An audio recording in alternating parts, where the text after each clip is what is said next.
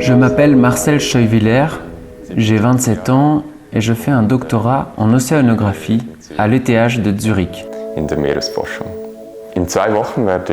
Dans 2 semaines, je partirai pour une expédition de 2 mois en Arctique jusqu'au pôle Nord afin de ramener de nombreux échantillons d'eau en Suisse.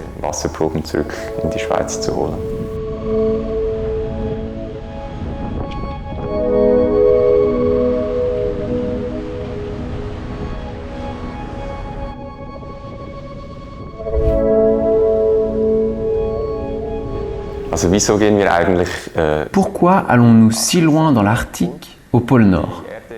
Alors aujourd'hui, la Terre se réchauffe très fortement en raison du réchauffement climatique causé par l'homme. Et en fait, l'Arctique se réchauffe beaucoup plus vite que le reste du monde. Il y a donc plusieurs conséquences à cela, comme par exemple la fonte de la banquise. Et nous souhaitons mieux comprendre cela. Nous devons donc l'observer et déterminer comment cela pourrait évoluer à l'avenir.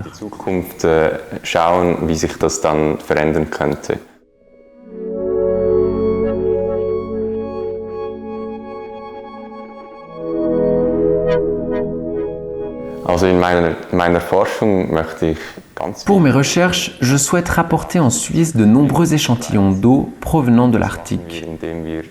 Pour ce faire, et grâce à cette expédition, nous irons à différents endroits de l'Arctique et nous descendrons une rosette dans l'eau. Cette rosette est équipée de nombreux récipients disposés sur une structure et chaque récipient peut être fermé individuellement. Une fois fermé, il contient l'eau prélevée exactement à l'endroit où se trouvait la rosette à ce moment-là. Lorsque nous plongeons la rosette dans l'eau, nous pouvons fermer ces récipients depuis le bateau, puis les remonter à la surface.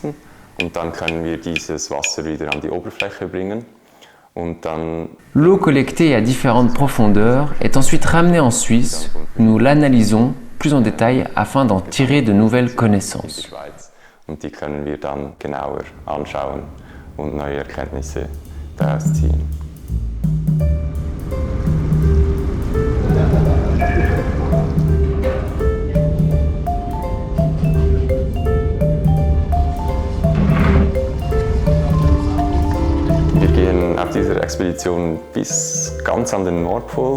Lors de cette expédition, nous allons jusqu'au pôle Nord et bien sûr, il y a de la glace là-bas. Nous devons alors la briser avec notre navire. Le bateau que nous utilisons pour cette expédition, le Polarstern, est un brise-glace.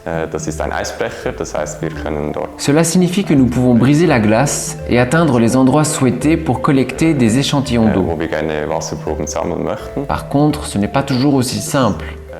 Il faut parfois beaucoup de temps pour réussir à accéder à certains endroits. Le mieux est bien sûr de trouver des endroits où la glace est moins épaisse ou des zones dégagées où nous pouvons simplement passer. C'est une des tâches importantes pour le capitaine et le chef scientifique de repérer ces endroits. Nous essayons de mesurer différentes substances dans ces échantillons d'eau. Et ces substances nous donnent un indice sur la manière dont l'eau se déplace dans l'Arctique. Comment les différentes masses d'eau se mélangent et combien de temps il faut pour que l'eau traverse l'Arctique.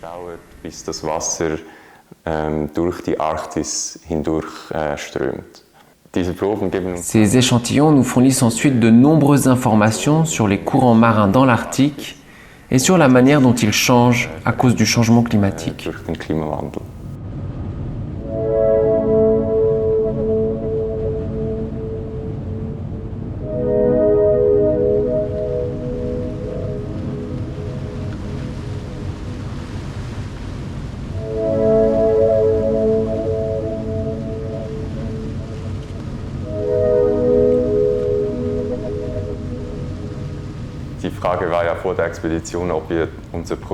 Alors oui, la question avant l'expédition était de savoir si nous pourrions mener à bien notre programme et collecter tous les échantillons que nous voulions.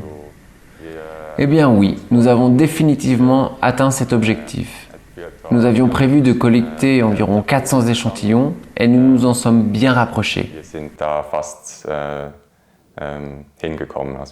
Nous avons réussi à prélever environ 350 échantillons et nous les avons collectés sur les 3 sections que nous avons prévues.